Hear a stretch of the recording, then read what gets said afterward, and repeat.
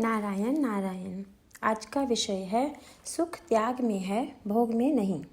कुछ चाहिए ऐसा जब लगता है और जब वह नहीं मिलता तब दुख होता है। अतः कुछ चाहिए ऐसी इच्छा ही न होने दें। परमात्मा जैसा रखेंगे उसमें समाधान मानना ही वैराग्य है।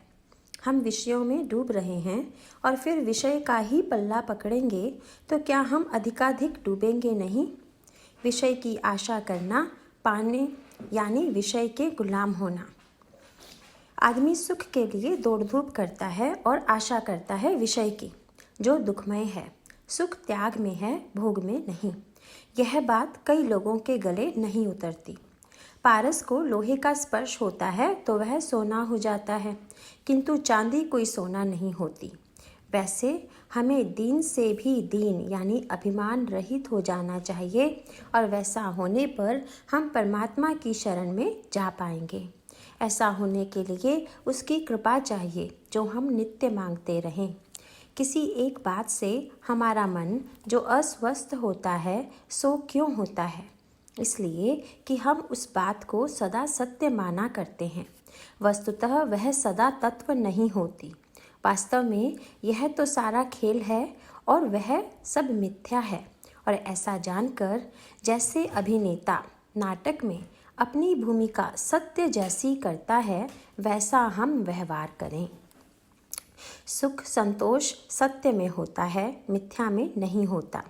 आज तक हमने विषयों का उपभोग किया किंतु हमें सुख नहीं मिला, तो फिर विषय मिथ्या होता है। इसका क्या भगवान ने हमें अनुभव ही नहीं कराया? फिर भी तुम मुझसे पूछते हो कि इन विषयों का उपयोग करके भी गृहस्थी कैसे सुधारें, तो इसको क्या कहा जाए? जो दुखमय ही है उसमें सुख कहाँ से मिलेगा? दो छोटी लड़कियां गृहस्थी का खेल खेल रही थी। उनमें जो गरीब थी उसने रोटी और गुडम्बा बनाया और जो अमीर थी उसने श्रीखंड और रबड़ी तैयार की।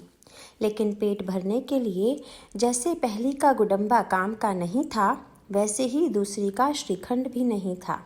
वैसे ही गृहस्थी का सत्यत्व, गृहस्थी के लिए पत्नी और बच्चे आवश्यक हैं, ऐसी बात नहीं। जो दूसरे पर निर्भर होता है वह गृहस्थी करने वाला ही होता है। इसलिए आदमी अकेला भी हो तो भी वह गृहस्थी की भावना में ही होता है। दूसरे से सुख प्राप्त करने वाला भी गृहस्थी करने वाला ही होता है। 5 लोगों को मिलकर जो बनती है वह गृहस्थी ही होती है। इसमें हर कोई स्वार्थी होता है, फिर अकेले को पूर्ण सुख कैसे प्राप्त होगा? गृहस्थी में अनेक वस्तुएं होती हैं, लेकिन भगवान के पास एक ही वस्तु है। गृहस्थी में कितनी ही वस्तुएं खरीद कर लाओ फिर भी पूर्ति होती ही नहीं, क्योंकि एक वस्तु खरीद कर लाने में ही दूसरी वस्तु का बीज होता है। किंतु भगवान के बारे में वैसा नहीं है। भगवान की मानकर कोई वस्तु एक बार ले आए कि पुनः लाने की आवश्यकता ही नहीं होती। नारायण नारायण।